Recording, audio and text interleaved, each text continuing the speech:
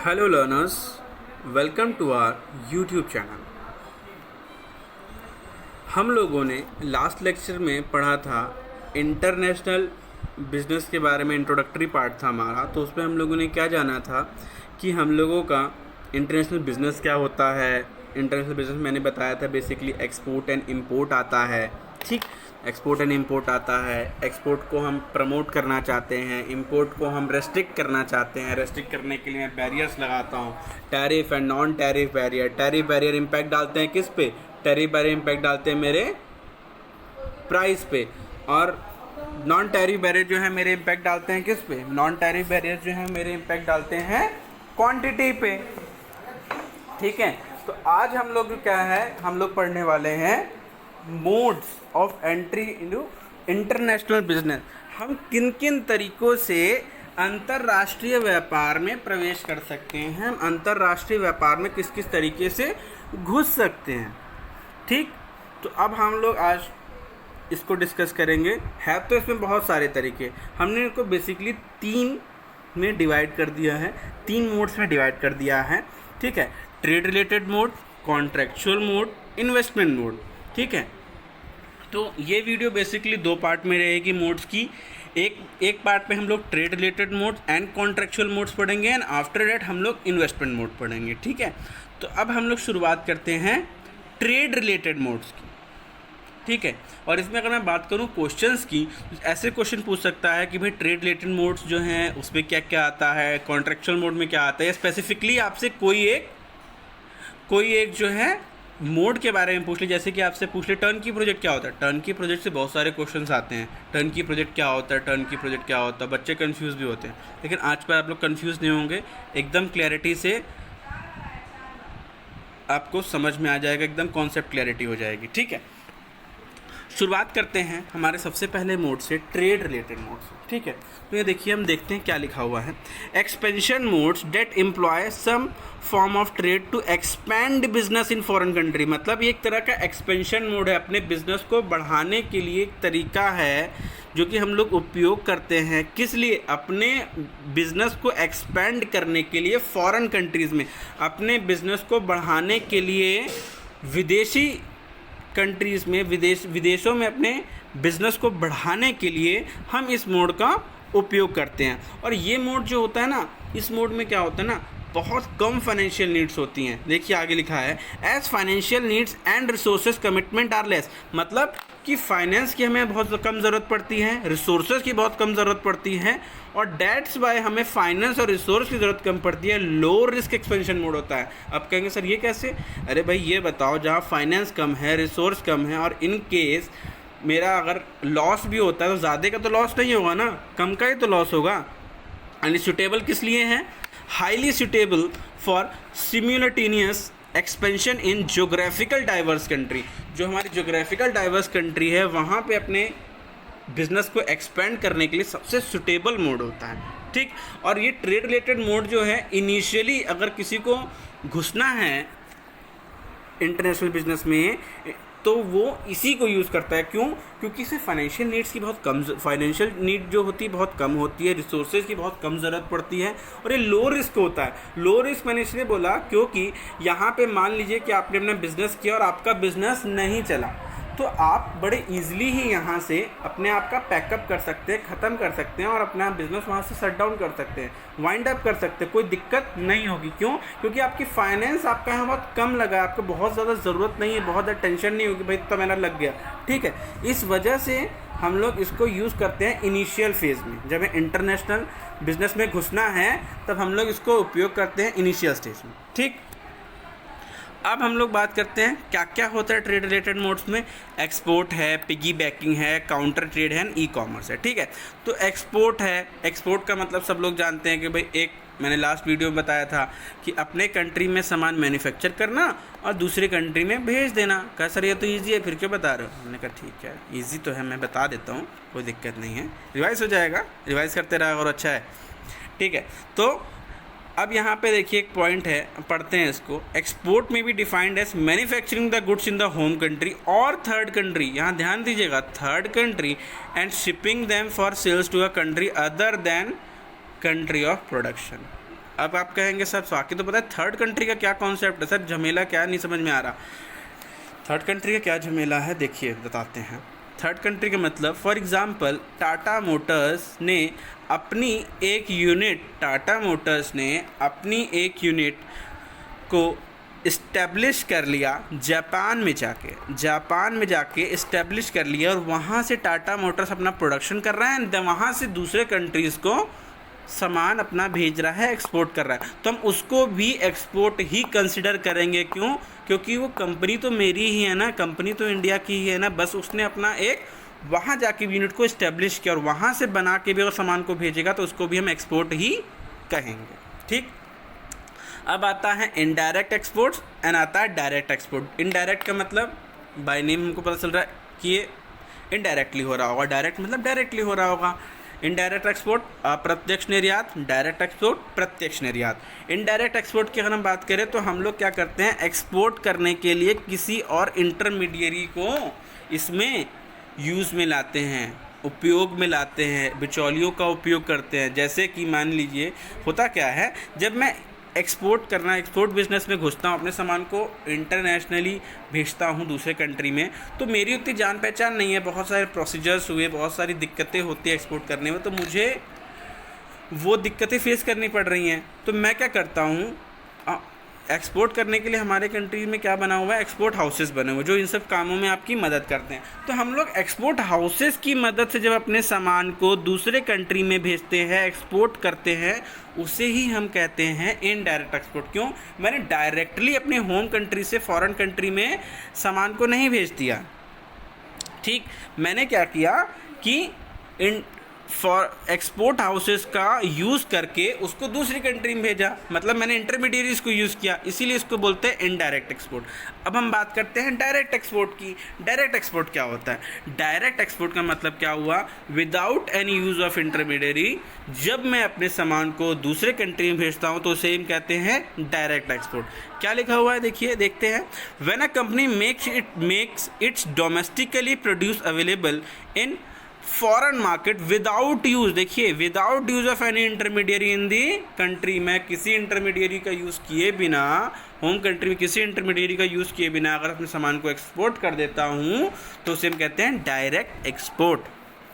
ठीक, अब हम बात करते हैं पिगी बैकिंग। पिगी बैकिंग का मतलब क्या है? पिगी बैकिंग का सिंपली मैं बोलता हूँ यूजिंग, देख मैंने यहाँ पे ब्रॉड किया हुआ है, इसको हाईलाइट किया हुआ है, यूजिंग द डिस्ट्रीब्यूशन चैनल और नेटवर्क ऑफ अनदर कंपनी। मतलब कि मैं डिस्ट्रीब्यूशन चैनल और नेटवर्क जो है, जो डिस्ट्रीब्यूशन चैनल और नेटवर्क जो है दूसरे कंपनी का दूसरे कंट्री में जाके उपयोग करता हूँ। इस तक नहीं समझ में आ रहा? अरे बताते हैं। बाटा है, मान लीजिए यहाँ बाटा है, और बाटा एक ब्रांड है इंडिया का, उसको अपना बाटा का एक ब्रांड है, इसको अपना शूज़ बेचना है यूएसए में। ठीक है, अमेरिका में मान लीजिए इनको अपना शूज़ बेचना है। ठीक है, तो अमेरिका में का फेमस ब्रांड है नाइकी के वहाँ पे 500 आउटलेट्स हैं। तो ये क्या करेगा, तो भाई इसका वहाँ जाके आउटलेट बनाना और फिर अपने उसको इस्टेब्लिश करना, फिर वो करना, तो इसके लिए ज़्यादा एक्सपेंसिव भी हो जाएगा, उसको दिक्कत भी हो सकती है, बहुत सारा की दिक्कत। लेकिन इसको ये क्या करेगा, जो वहाँ पे पहले से ही वेल इस्टेब्लिश आउटलेट्स हैं नाइकी के साथ एक टाई अप कर लेगा और कहेगा कि नाइकी साहब, कहेगा बोलो कि सर आप मेरे शूज़ को भी अपने आउटलेट्स पे रखना शुरू कर दीजिए। मेरे शूज़ को भी, यानी क्या बोला, मेरे शूज़ को भी, बाटा वाले ने कहा बाटा के शूज़ को भी आप नाइकी के आउटलेट्स पे रखिए और उसे वहाँ से बेचिए। तो हमने क्या किया, बाटा ने नाइकी के डिस्ट्रीब्यूशन चैनल का यूज़ किया, मतलब उसने क्या किया, यूज़ किया डिस्ट्रीब्यूशन चैनल के अनदर कंट्री के कंपनी का डिस्ट्रीब्यूशन चैनल को यूज़ किया। इसी को हम कहते हैं पिगी बैकिंग। ठीक है, नेक्स्ट हम लोग बात करते हैं काउंटर ट्रेड की। काउंटर ट्रेड का क्या मतलब होता है? काउंटर ट्रेड का मतलब बस इतना होता है, देखिए यहाँ पे हम लोग इसको रीड करते हैं, फिर मैं बताता हूँ। Counter trade refers to various forms of trade arrangement wherein payments is in the form of reciprocal commitment. मतलब क्या हुआ इसका रेसिप्रोकल कमिटमेंट का कि यहाँ पे किसी भी तरह का कैश इन्वॉल्वमेंट नहीं होगा। क्या लिखा? Reciprocal commitment for the other goods और service rather than an exclusive cash transaction. यहाँ कोई कैश इन्वॉल्व नहीं होगा ट्रांजेक्शन में। फॉर एग्जाम्पल, बहुत छोटा सा एग्जाम्पल लेते हैं, मैंने आपको कोई सामान दिया, आप उसके बदले मुझे सामान ही देंगे, आप मुझे कोई भी पैसा नहीं देंगे। ठीक है, क्लियर है? चलिए, तो इसके कुछ टाइप्स होते हैं, वो टाइप्स बस मैंने यहाँ मेंशन किए हैं, आपको मैं एक्सप्लेन कर देता हूँ summary wise. Barter, counter purchase, compensation trade and switch trading. Barter का मतलब वस्तु विनिमय, एक सामान मैंने आपको दिया, आप मुझे दे रहे हैं, मैंने आपको गेहूं दिया, आप मुझे चावल दे रहे हैं, ये एक ही टाइम पे एक ट्रांजैक्शन हो गया। ठीक है, एक ही टाइम पे ट्रांजैक्शन हो गया, मैंने दिया, आपने मुझे दिया, सिंपल। चलिए, काउंटर परचेज का मतलब क्या हुआ? यहाँ पे दो अलग अलग ट्रांजैक्शन, ऊपर एक ही ट्रांजैक्शन हो रहा था, मतलब बार्टर में एक ट्रांजैक्शन हो रहा है, और काउंटर परचेज में क्या है? दो अलग अलग ट्रांजैक्शन हो। कैसे? मैंने आपको आज कोई सामान बेच दिया, मैंने आपको आज एक सामान दे दिया, पर आपने तुरंत मुझे कोई सामान नहीं दिया, पर आपने मुझे प्रॉमिस कर दिया, मुझे वादा कर दिया कि इन फ्यूचर मैं आपको एक विशिष्ट उत्पाद इसके बदले, जो आपने मुझे दिया उसके बदले में मैं आपको दे दूंगा। मतलब नहीं समझे? जैसे कि मान लीजिए कि मैंने अपने मित्र को, मेरा मित्र है चंपाराम, मेरे मित्र का क्या नाम है? चंपाराम। मैंने चंपाराम को क्या कहा कि चंपाराम ऐसा करो, तुम मेरे से कार लेके चले जाओ, मेरी कार मैं तुमको दे देता हूँ। चंपाराम ने कहा धन्यवाद। हमने कहा धन्यवाद नहीं चाहिए। कहा क्या चाहिए? हमने कहा सामान चाहिए। कहा अभी तो नहीं है। हमने कहा फिर? कहा कि ठीक है। चंपाराम भाई साहब ने कहा मैं आपसे वादा करता हूँ कि मैं आपको इन फ्यूचर इस कार के बदले में कोई ना कोई सामान आपको ज़रूर दूंगा। ठीक, तो यहाँ तो अलग अलग ट्रांजैक्शन होंगे कि नहीं होंगे? एक, मैंने आज चंपाराम जी को अपनी कार दे दी, लेकिन उन्होंने तुरंत मुझे कुछ नहीं दिया, अब वो इन फ्यूचर मुझे कुछ देंगे। ठीक, नेक्स्ट हम बात करते हैं कंपनसेशन ट्रेड की। कंपनसेशन ट्रेड क्या होता है?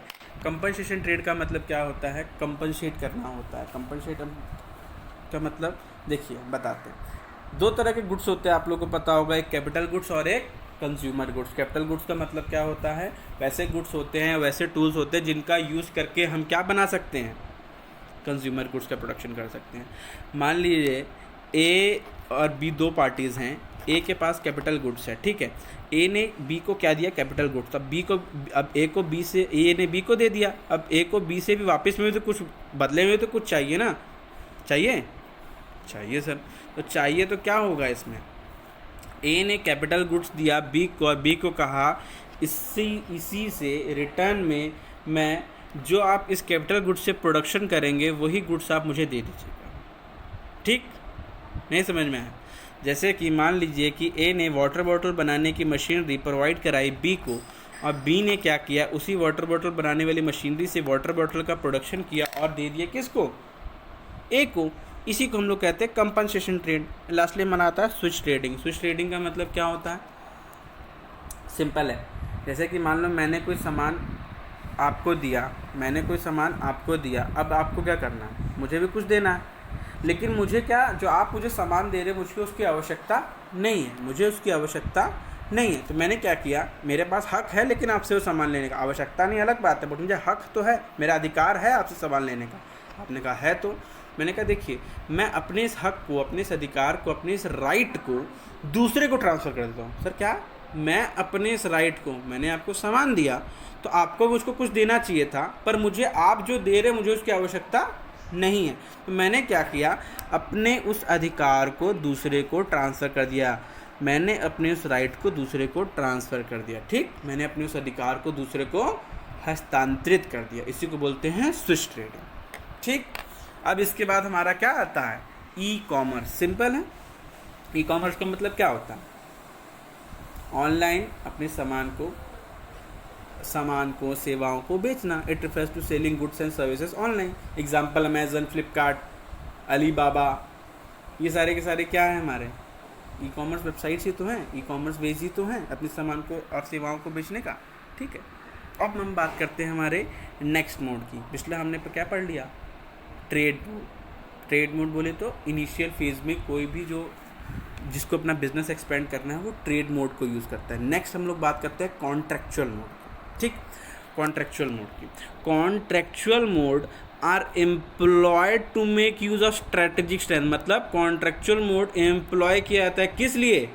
स्ट्रेटेजिक स्ट्रेंथ को यूज़ करने के लिए, strategic strength and resources of foreign based partner company for international business expansion. मतलब कि एक कंट्री दूसरे कंट्री की स्ट्रेटेजिक स्ट्रेंथ एंड रिसोर्सेज को यूज़ करती है इंटरनेशनल बिजनेस में घुसने के लिए, इंटरनेशनली अपने बिजनेस को एक्सपैंड करने के लिए। मतलब जैसे कि एक कंट्री दूसरे कंट्री के साथ टाई अप करती है, कॉन्ट्रैक्ट करती है। क्यों? क्योंकि देखिए हर कंट्री के पास कुछ स्ट्रेंथ्स होती हैं, कुछ वीकनेस होती हैं।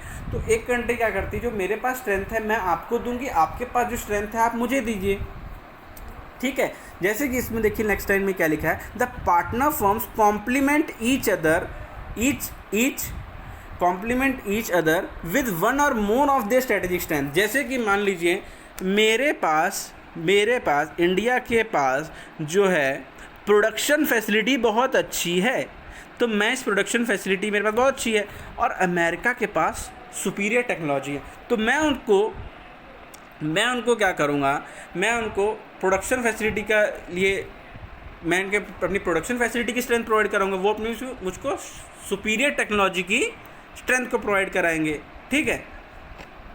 तो इसमें बेसिकली बस यही होता है हमारा, जिसके पास जो स्ट्रेंथ है, हम जैसे कि सामने वाले के पास जो स्ट्रेंथ है मैं उसकी स्ट्रेंथ को यूज़ करूं और सामने वाला मेरी स्ट्रेंथ को यूज़ करें, ठीक है। इसी को यही होता है कॉन्ट्रेक्चुअल मोड में, ठीक।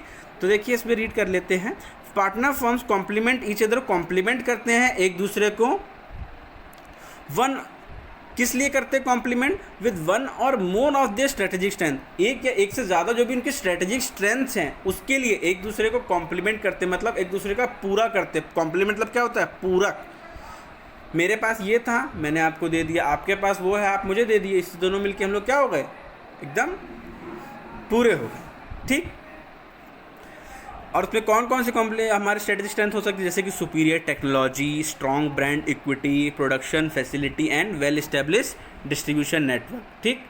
अब कुछ मेजर फॉर्म्स है कॉन्ट्रेक्चुअल एक्सपेंशन मोड के। कॉन्ट्रेक्चुअली अगर आप कॉन्ट्रैक्ट के बेसिस पे अपने आप को एक्सपेंड करते हैं, कॉन्ट्रैक्ट के बेसिस पे, मतलब कि अनुबंध के बेसिस पे, अनुबंध के आधार पे जब अपने आप को एक्सपेंड करते हैं, तो उसमें हमारा क्या है, तीन चीज़ें हैं मेन तीन चीज़ें बोल रहा हूँ, सॉरी, कुछ मोड्स यहाँ पे दिए हुए हैं। सबसे पहला हमारा है international strategic aliens. International strategic aliens का मतलब क्या हुआ कि इसमें क्या होता है, बेसिकली क्या करते हैं, इसमें दो अलग अलग कंपनीज जो होती हैं उनकी अपनी अपनी स्ट्रेंथ है, वो दोनों बस मिलती हैं और फॉरेन मार्केट को एक्सप्लोर करती हैं, वो दोनों मिलती हैं फॉरेन मार्केट को एक्सप्लोर करती हैं, ठीक।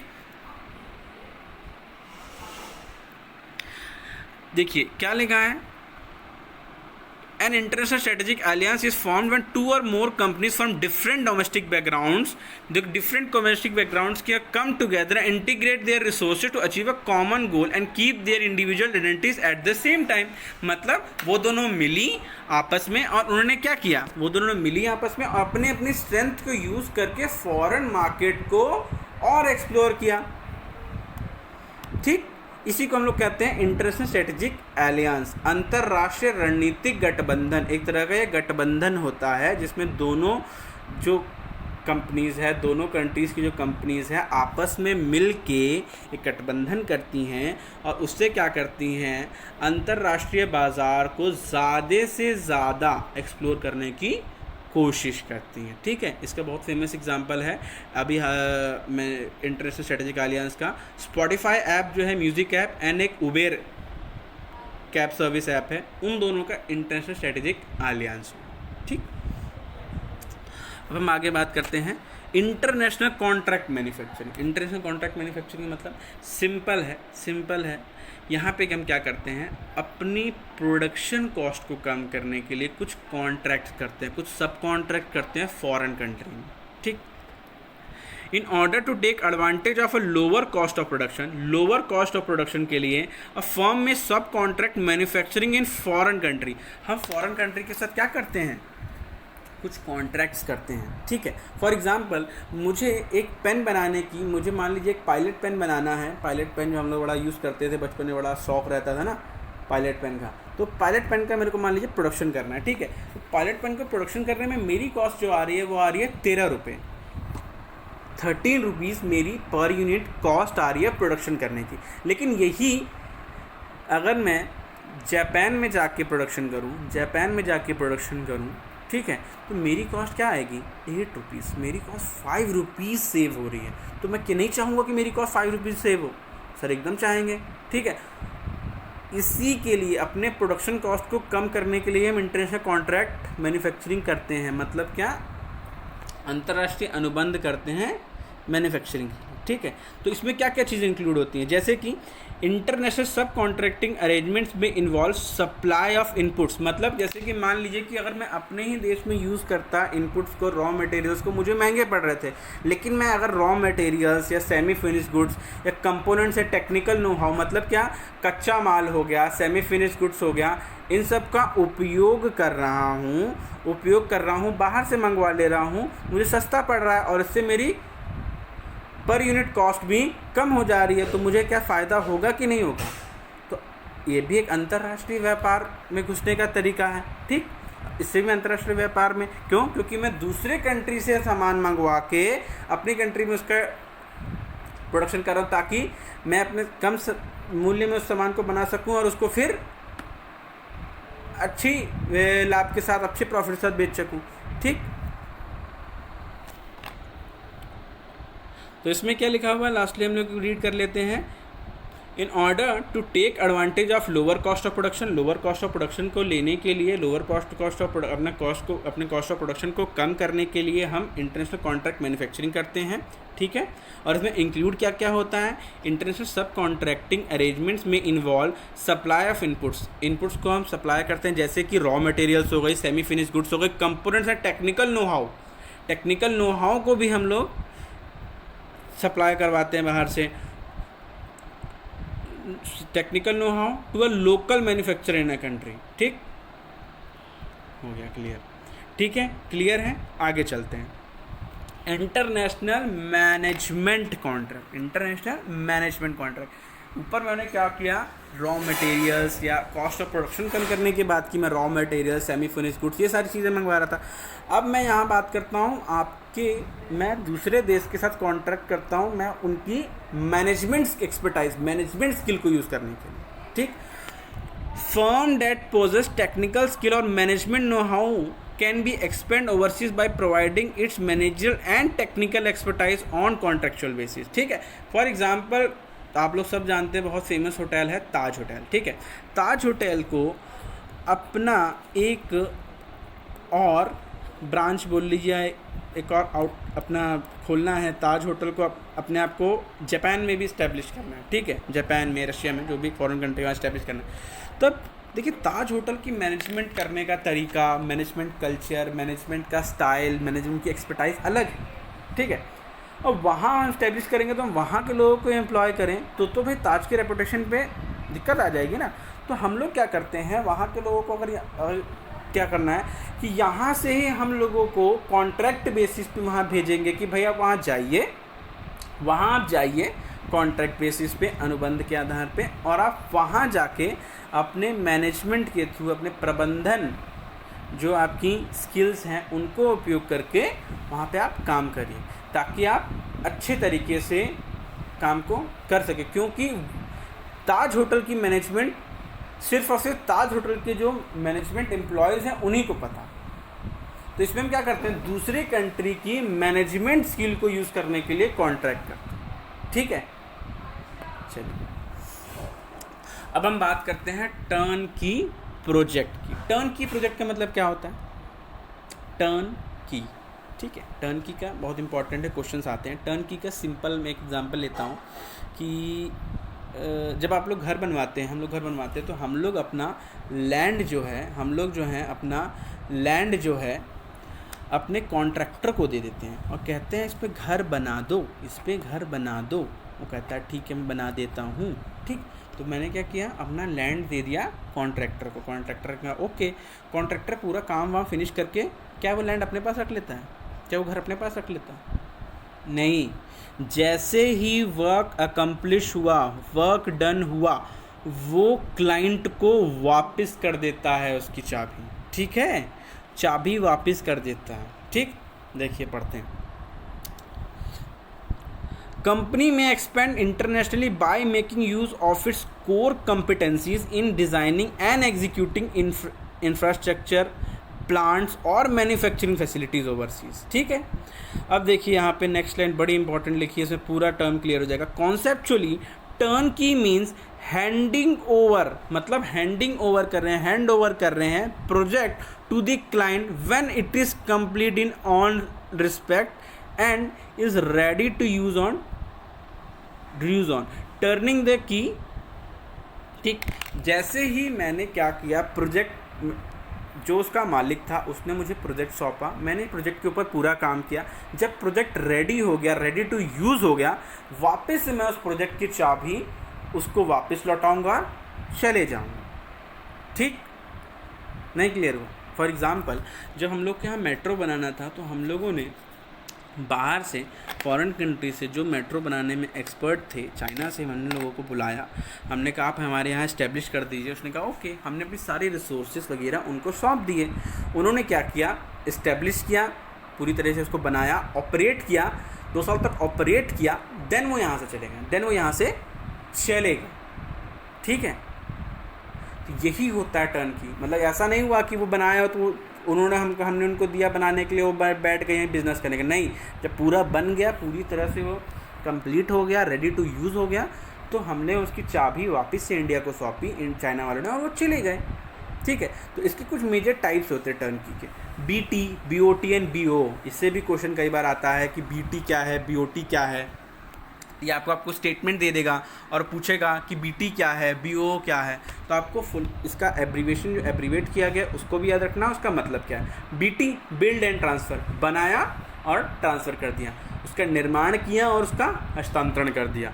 फिर क्या है, बिल्ड, ऑपरेट एंड ट्रांसफ़र। मान लीजिए कि जैसे मैंने एग्जांपल लिया था अभी किसका, मेट्रो का। उन्होंने हमारे कंट्री में आके मेट्रो को बनाया भी, 2 ईयर्स तक ऑपरेट भी किया कि अच्छी तरीके से चलने लग जाए, आप लोग भी अच्छी तरह सीख जाएंगे भाई कैसे चलता है, नहीं चलता है। पूरी तरह से ऑपरेट कर दिया एकदम, मतलब रेडी टू यूज़ हो गया, 2 साल चला भी दिया, ऑपरेट भी कर दिया।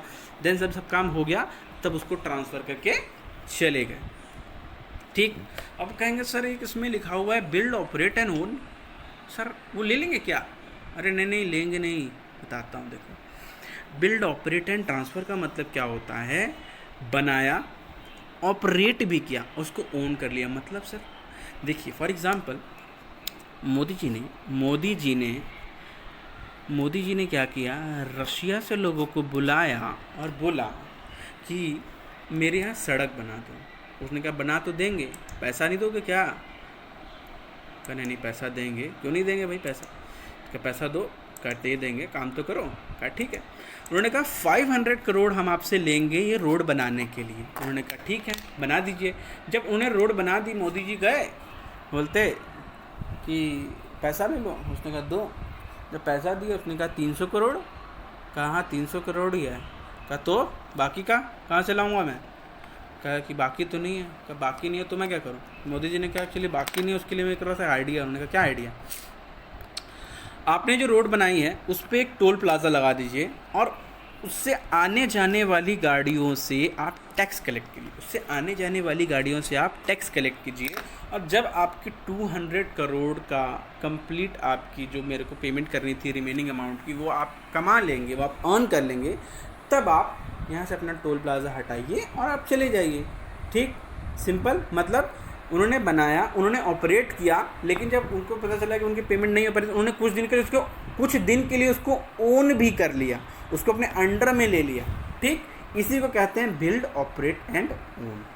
ठीक है, क्लियर है? चलिए आगे चलते हैं। इसके बाद क्या है, इंटरनेशनल लीजिंग है, इंटरनेशनल लाइसेंसिंग है, इंटरनेशनल फ्रेंचाइजिंग है। यहीं पे हमारा एंड हो जाएगा। बच्चों को बड़ी कन्फ्यूज़न होती है इंटरनेशनल लीजिंग में, इंटरनेशनल लाइसेंसिंग में और इंटरनेशनल फ्रेंचाइजिंग में। सिंपल है, क्लियर हो जाएगा। इंटरनेशनल लीजिंग का क्या मतलब होता है? इंटरनेशनल लीजिंग का, देखो लीजिंग जो होती है हम लोग यूज़ करते हैं किसके लिए? लीजिंग जो होती है हम लोग यूज़ करते हैं जब हमें कोई अपना टेंजिबल गुड्स को सामने वाले को किराए पर देना है। हम जो टेंजिबल गुड्स को सामने वाले को जब हम किस पे दे रहे हैं, टेंजिबल गुड्स को सामने वाले को बोल रहे हैं कि लो आप इसको उपयोग करो, इसके बदले मुझको रेंट दो, तो उसको बोलते हैं लीजिंग। और जब ये इंटरनेशनली होने लगे तो उसको बोलेंगे इंटरनेशनल लीजिंग। इंटरनेशनल लीजिंग देखिए क्या लिखा हुआ है, a firm can expand its business by leasing out new and used equipment to a manufacturing firm in overseas country.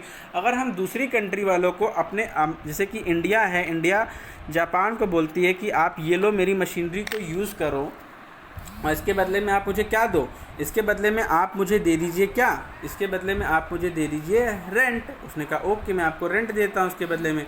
ये मेरा क्या हो गया, ये मेरा हो गया इंटरनेशनल लीजिंग। तो इसमें जो ओनर होगा उसी के पास प्रॉपर्टी के राइट्स रहेंगे, जो ओनर होगा फर्म का वो लेसर होगा और जो जिसको हम यूज़ करने के लिए राइट दे रहे हैं वो हमारा लेसी होगा। और उससे क्या लेंगे, लीजिंग फीस लेंगे, उससे हम क्या लेंगे, लीजिंग फीस लेंगे उस प्रॉपर्टी को यूज़ करने के लिए। ठीक है, उसके बाद लाइसेंसिंग की बात करते हैं। लाइसेंसिंग का मतलब क्या हुआ, इनटेंजिबल गुड्स को यूज़ करने के लिए, इनटेंजिबल चीज़ों को यूज़ करने के लिए, जो भी हम इनटेंजिबल एसेट्स को यूज़ करने के लिए अगर हम अपना राइट ट्रांसफ़र करते हैं तो उसे हम कहते हैं इंटरनेशनल लाइसेंसिंग। लाइसेंसिंग कहते हैं और इंटरनेशनली हुआ तो इंटरनेशनल लाइसेंसिंग हो गया। ठीक, तो इसका मतलब क्या हो गया मेरा कि जैसे कि मान लो मैं अपना patent, trademark, copyright, technical know how, skills वगैरह अवेलेबल कराता हूँ फॉरेन कंट्री को, फॉरेन कंपनी को, ठीक है, तो वो हो गया इंटरनेशनल लाइसेंसिंग। और उसके बदले मैं उनसे क्या लेता हूँ, फीस चार्ज करता हूँ। और फीस क्या कहलाती है, रॉयल्टी। ठीक, इसमें दो तरीके का होता है लाइसेंसिंग, इंटरनेशनल लाइसेंसिंग में, इन दी प्रोसेस लाइसेंसिंग और in the trademark licensing. In the process licensing का मतलब क्या होता है, जब मैं दूसरी कंट्री को सिर्फ और सिर्फ अपने प्रोसेस को यूज़ करने का राइट देता हूँ। जैसे कि फॉर एग्जांपल मैं अपनी कंट्री में पेड़े बनाता हूँ, मैंने पेड़े बनाने की प्रक्रिया उसको दी, पेड़े बनाने का प्रोसेस उसको दिया, तो वो कहलाएगा इन दी प्रोसेस लाइसेंसिंग। मतलब कि मैंने अपना पेड़े बनाने के फॉर्मूला उसको दे दिया, वो कहलाया इन दी प्रोसेस लाइसेंसिंग। ठीक, अब बात आती है इन दी ट्रेडमार्क लाइसेंसिंग। अब ट्रेडमार्क लाइसेंसिंग में क्या है, मैं उसको अपना नाम यूज़ करने का भी राइट दूंगा, मैं उसको अपना नाम यूज़ करने का भी राइट दूंगा। और नाम यूज़ करने का राइट दूंगा मतलब क्या हुआ, नाम तो यूज़ कर रहा है वो साथ में इसमें क्या करेगा, प्रोसेस भी, मतलब मेरा फॉर्मूला भी यूज़ करेगा और मेरा नाम भी यूज़ करेगा। ठीक, प्रोसेस मतलब कि मैं उसको अगर अपना प्रोसेस यूज़ करने का राइट दे रहा हूँ तो वो इन द प्रोसेस लाइसेंसिंग कहलाएगा। और इन द ट्रेडमार्क लाइसेंसिंग मतलब कि प्रोसेस भी यूज़ करेगा और मेरा नाम भी यूज़ करेगा। ठीक, लास्टली हम आ जाते हैं इंटरनेशनल फ्रेंचाइजिंग का।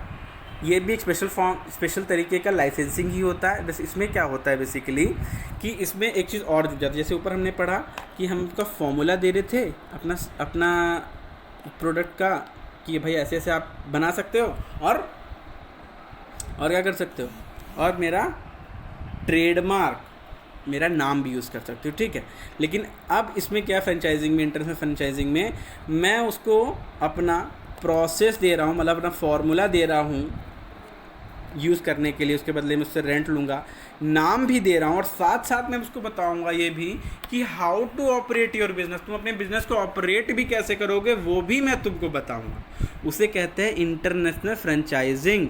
देखिए क्या लिखा है, franchising special form of licensing, एक स्पेशल फॉर्म ऑफ लाइसेंसिंग होता है in which an internationalising firm known as franchiser, जो मतलब कि जो फर्म यूज़ करने का राइट दे रही हो फ्रेंचाइजर हो गई और जो कंपनी यूज़ कर रही हो फ्रेंचाइजी हो गई। ठीक है, क्या करती है, क्या क्या देती है, क्या यूज़ करने का राइट देती है, trademark, process, know how etcetera, and साथ साथ method of doing business in a prescribed manner, वो अपना मेथड भी देती है।